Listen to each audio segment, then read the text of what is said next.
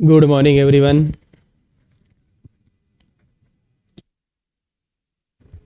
मुलांना आवाज येतोय?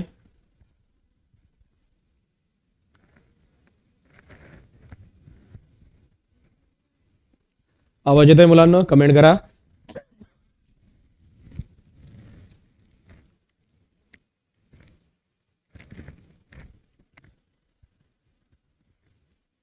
ओके. तर बघा, आपण मग पुढच्या पार्टवरती वर्क करू. लास्ट लेक्चरला आपण डिस्कस करत होतो. तर वे ऑप्टिक्स, या वे ऑप्टिक्समध्ये काही क्वेश्चन आपण कंप्लीट केले होते. आज आपण याच्या पुढच्या पार्टवरती वर्क करू. काही क्वेश्चन्स आपण पुढे कंटिन्यू करू. तर नेक्स्ट क्वेश्चन बघा. काल आपण हा क्वेश्चन अर्धवट सोडला होता. इथपासून आता आपण काय नक्की सुरुवात करू. बघा, हा क्वेश्चन विचारला गेलेला आहे सीईटी 2025 ला. बघा क्वेश्चन काय म्हणतंय, त्यांनी काय दिलेलं आहे पहिले ते समजून घ्या. त्यांनी क्वेश्चन काय दिलेला आहे, a single slit diffraction pattern is form with light of wavelength 6384 angstrom unit. लाईटची इनिशियल वेवलेंथ तुम्हाला दिलेली आहे, that is λ1 is equal to म्हणता येईल 6384 angstrom unit. The second coincide with the maxima. बघा आता इथं थोडंसं काय आहे ना की क्वेश्चन चुकला होता, मी तुम्हाला कालही सांगितलं होतं. इथं याच्याऐवजी असं आहे, the secondary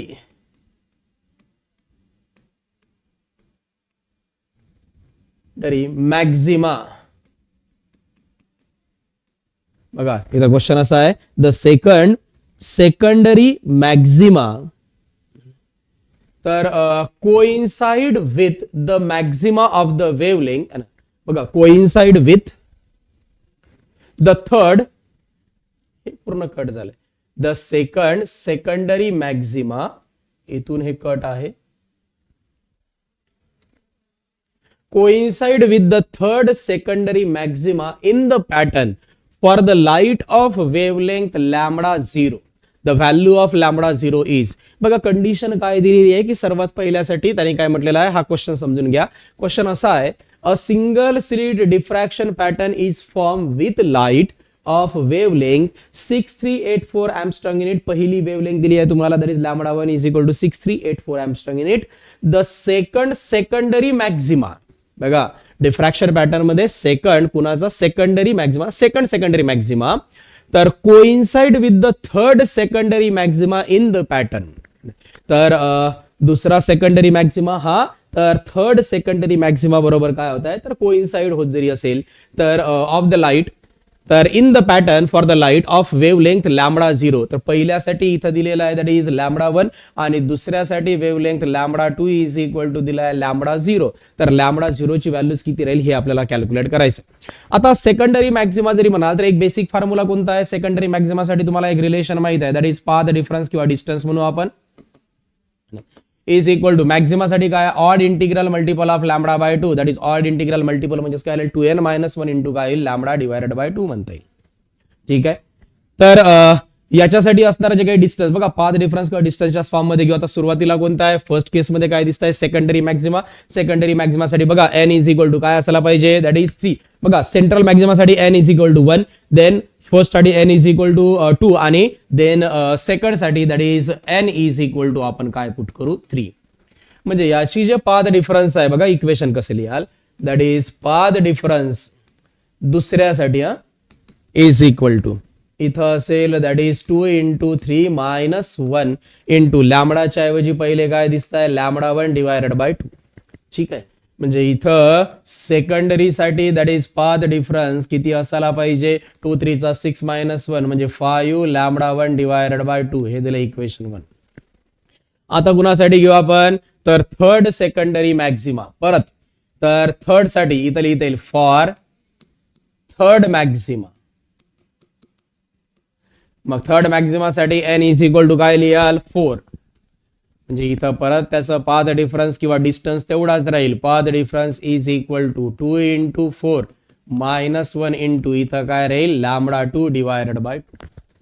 that is path difference is equal to 4 2 चा 8, 8 मायनस 1 किती होईल 7 λ2/2. याला दिलं इक्वेशन 2. मग दोघांना इक्वेट करू. That is from equation 1 and 2 equate करा. लेफ्ट साइड सेम आहे म्हणजे राईट साइड पण सेम राहील. इथं राहील 5 lambda 1 divided by 2 is equal to 7 lambda 2 divided by 2. 2 cancel होऊन जाईल म्हणजे 5 lambda 1 is equal to 7 lambda 2. Values put करा. दॅट इज 5 इंटू बघा लॅमडा 1 ची व्हॅल्यूज किती आहे 6384 इज इक्वल टू 7 लॅमडा 2 ची व्हॅल्यूज किती आहे लॅमडा 0. आपण या 7 ला इकडे पाठवू म्हणजे lambda 0 is equal to 5 into 6384 divided by 7. मग सुरुवातीला या नंबरला आपण 7 ने डिवाइड करू. बघा म्हणजे इथं असेल इथं 6384 डिवायडेड बाय 7 तर 7 9 चा 63 त्यानंतर 8 7 1 चा 7 1 आता 7 2 चा म्हणजे इथे लिहा lambda 0 is equal to 5 into तर 912. मग 912 ला 5 न मल्टिप्लाय केलं 5 2 चा 10 0 1 कॅरी झाला दॅट इज 6 आणि इथं 45 म्हणजे लॅमडा 0 इज इक्वल टू असायला पाहिजे 4560 एम्स्ट्रॉंग युनिट. म्हणजे याची वेव्हलेंग्थ असेल 4560. यासाठी करेक्ट ऑप्शन कोणता असायला पाहिजे दॅट इज ऑप्शन बी म्हणू आपण. कळताय. तर त्यानंतर बघा पुढच्या क्वेश्चन वरती वर्क करू. तर नेक्स्ट क्वेश्चन बघा. हा क्वेश्चन विचारला गेलेला आहे सीईटी 2025 ला. बघा क्वेश्चन काय दिलेला आहे पहिले ते समजून घेऊ.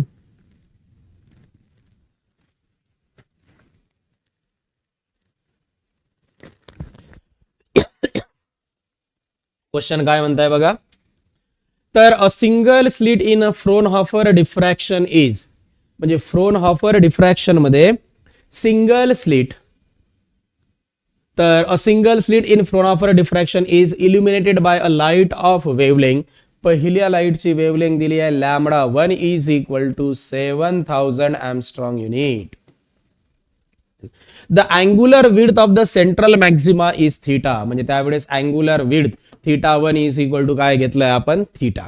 तर पुढे काय म्हणताय बघा. If the slit is illuminated by a light of another wavelength the angular width of the central maxima decrease by 40%. म्हणजे अँग्युलर विड्थ जे म्हणजे न्यू घेतलाय आपण that is theta 2 is equal to किती होत आहे 40% न डिक्रीज होत आहे. 40% न डिक्रीज होत आहे म्हणजे बाकी किती राहील 60%. That is 60% of theta. 60% चा अर्थ काय येईल 60 divided by 100 into theta that is 0.6 theta. ही झाली थीटा 2 ची व्हॅल्यू. त्यावेळेस काय कॅल्क्युलेट करायचं आहे वेवलेंथ पाहिजे दॅट इज लॅमडा 2. आता लॅमडा 2 जर कॅल्क्युलेट करायचं जरी झालं तर विड्थ म्हणजे angular separation that is d theta is equal to आपल्याकडे फॉर्म्युला आहे. तर d theta is equal to तुम्हाला फॉर्म्युला लिहून दिला होता 1.22 लॅमडा डिवायडेड बाय काय असेल ए म्हणा किंवा याच्याऐवजी आपल्याला डी घेता येईल. जर का मी याला कॉन्स्टंट कन्सिडर जरी केलं तर याला असं लिहिता येईल d theta is equal to constant into काय घेऊ आपण लॅमडा. डी थीटाच्या ऐवजी मी थीटा कन्सिडर करतो म्हणजे theta is equal to constant into काय असेल लॅमडा म्हणता येईल. इथं थीटा 1 इथं घेतलं लॅमडा 1 इक्वेशन 1. दुसरं इक्वेशन कसे लिहाल theta 2 is equal to constant into lambda 2 याला दिलं इक्वेशन नंबर 2. तर आपल्याला लॅमडा 2 कॅल्क्युलेट करायचं आहे. So equation 2 divided by equation 1 घेऊ म्हणजे इथं लिहाल theta 2 divided by theta 1 is equal to constant into lambda 2 divided by constant into lambda 1. Constant cancel म्हणजे इथं लिहिता येईल बघा थीटा 2 याची व्हॅल्यूज आहे 0.6 थीटा डिवायडेड बाय थीटा 1 ची value theta is equal to lambda 2 find करायचा आहे डिवायडेड बाय लॅमडा 1 किती आहे 7000. Theta theta cancel cross multiply करा 0.6 into 7000 is equal to lambda 2.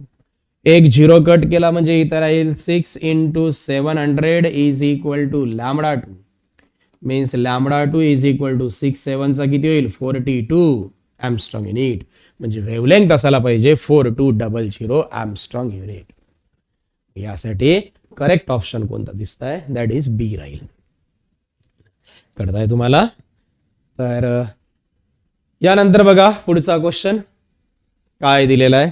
Question समजून घ्या. क्वेश्चन काय म्हणताय तर क्वेश्चन विचारला गेलेला आहे 2024 ला. बघा त्यांनी म्हटलेलं आहे the telescope for a given wavelength the objective with the large aperture are use for. तर the telescope for a given wavelength the objective with a large aperture is use for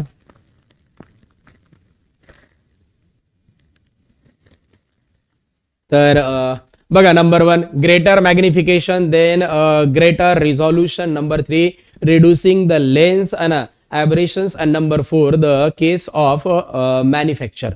बघा टेलिस्कोप मध्ये तर objective is use for. तर objective हे कशासाठी use केलं जाईल बघा टेलिस्कोप मध्ये. आता ऑब्जेक्टिव्ह हे कशासाठी यूज केलं जातं तुम्हाला चांगल्या प्रकारे माहित आहे की ऍक्च्युअली टेलिस्कोप मध्ये तर ऑब्जेक्टिव्ह यासाठी यूज केला जेणेकरून ऑब्जेक्ट हा चांगल्या प्रकारे रिझॉल्व्ह करता येईल. यासाठी आपल्याकडे कंडिशन्स होती बघा, रेले क्रायटेरियाच्या 3 कंडिशन शिकल्या होत्या.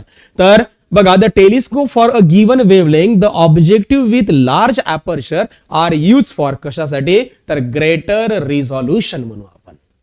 ठीक आहे, यासाठी करेक्ट ऑप्शन कोणता असेल बी. पुढचा क्वेश्चन बघा. तर नेक्स्ट क्वेश्चन काय दिलेला आहे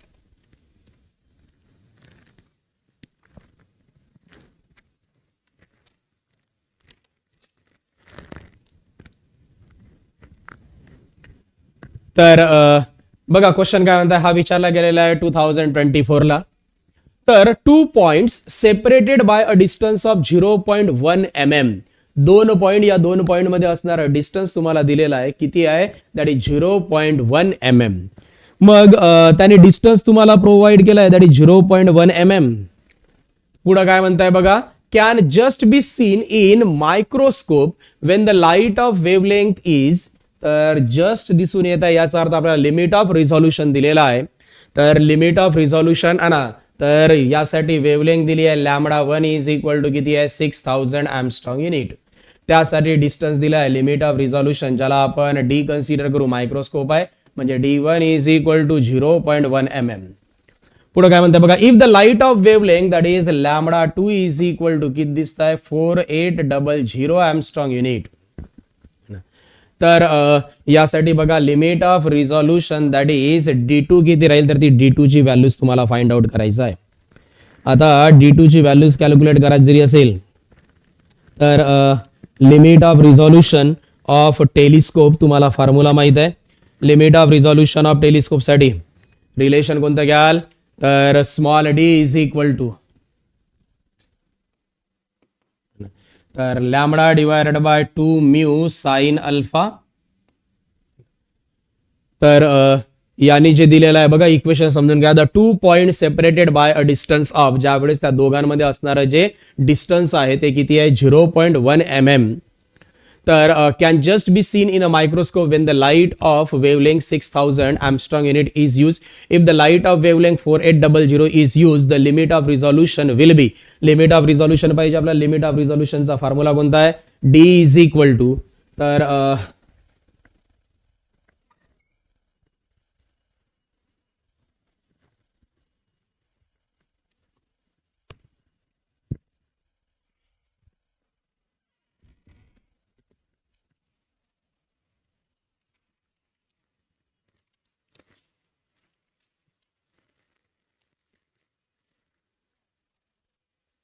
limit of resolution of microscope त्यासाठी फॉर्म्युला आहे that is d is equal to lambda divided by तर 2 म्यू साइन अल्फा. बघा क्वेश्चन लक्षात घ्या. तर d is equal to formula lambda divided by 2 mu sine alpha. बाकीच्या टर्म्स कॉन्स्टंट जरी ठेवल्यात याला असं लिहिता येईल d is equal to constant into काय असायला पाहिजे लॅम्बडा. इथं d1 इथं λ1 घेतलंय इक्वेशन 1. सेकंड कसं लिहाल तर limit of resolution that is d2 is equal to याला लिहिता येईल कॉन्स्टंट इंटू λ2.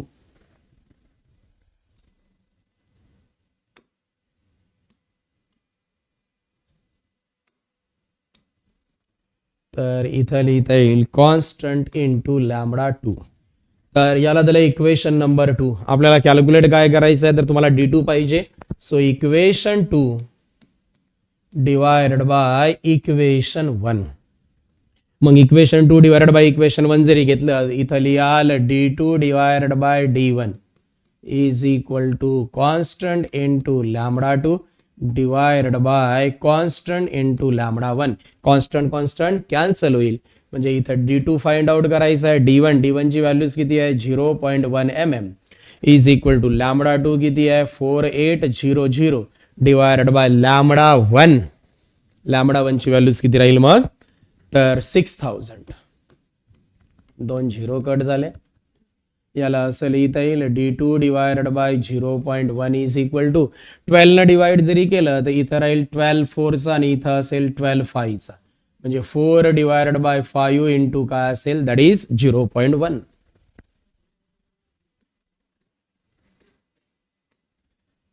तर इथं बघा 4 ने याला मल्टिप्लाय केला 0.8 into 0.1 that is cross multiply केला d2 is equal to means d2 is equal to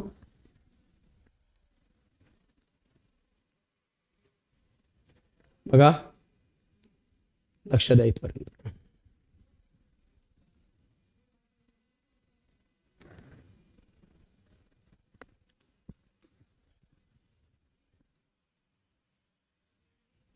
बघा तर इथं जे आपल्याला कॅल्क्युलेट करायचं आहे डिव्हिजन घेतल्याच्या नंतर इथं राहील d2 divided by 0.1 is equal to 4 divided by 5. हे एक्स्ट्रा आलं इथं हे कट केलं आपण. आता क्रॉस मल्टिप्लाय करू म्हणजे d2 is equal to 4 by 5 into 0.1. 4 by 5 म्हणजे 0.8 इंटू 0.1 दॅट इज किती असेल 0.08 म्हणजे डिस्टन्सची व्हॅल्यू असायला पाहिजे 0.08 mm. यासाठी करेक्ट ऑप्शन कोणतं असेल दॅट इज ऑप्शन डी म्हणू आपण.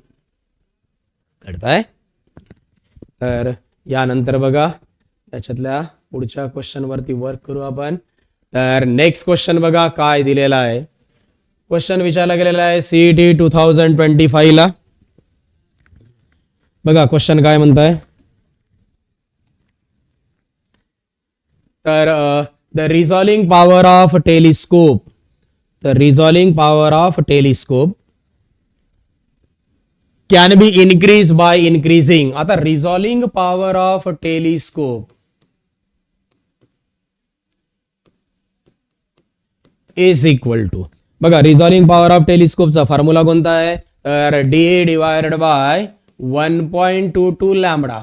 मग आता हा रिझॉल्विंग पॉवर कसा इन्क्रीज करता येईल एक तर डी इन्क्रीज केला तर किंवा लॅम्बडा डिक्रीज केला तर. बघा काय राहील क्वेश्चन काय म्हणताय तर by increasing the diameter of eyepiece. Number 2 the wavelength of light. Number 3 the focal length of the eyepiece and number 4 the diameter of the objective. तर त्यांचं जे म्हणणं आहे बघा त्याने काय म्हटलेलं आहे the resolving power of the telescope. आता resolving power of the telescope is equal to formula आहे डी डिवायडेड बाय 1.22 लॅम्बडा. यातलं बघा डी चा अर्थ काय डायमीटर पण डायमीटर कुणाची आहे ही ऑब्जेक्टिव्हची आहे आणि राहिला प्रश्न लॅम्बडा बी द वेवलेंथ. त्याने काय म्हणतात डायमीटर ऑफ द आयपीस ची डायमीटर यूज करून काही होणार म्हणजे इन्क्रीज करून काहीच फायदा नाही. देन वेवलेंथ जरी म्हणाल तर वेवलेंथ डिक्रीज करायला पाहिजे होतं इथे इन्क्रीज म्हटलेलं आहे हेही करेक्ट राहणार नाही. फोकल लेंथ पण नाही. यासाठी करेक्ट ऑप्शन कोणतं दिसत आहे that is option D the diameter of the objective. यासाठी करेक्ट काय राहील the diameter of the objective म्हणजे ऑप्शन डी आहे यासाठी. ओके तर मग इथं आपल्याला डिक्लेअर करता येईल की तुमचं हे चॅप्टर तर संपलंय. तर आता मला कमेंट करा आणि सांगा की कुणाला या चॅप्टर मध्ये काही डाऊट आहे का.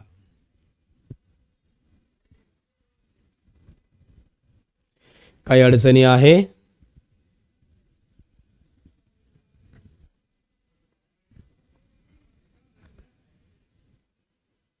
या चॅप्टर मध्ये कुणाला काही अडचणी आहे कमेंट करा.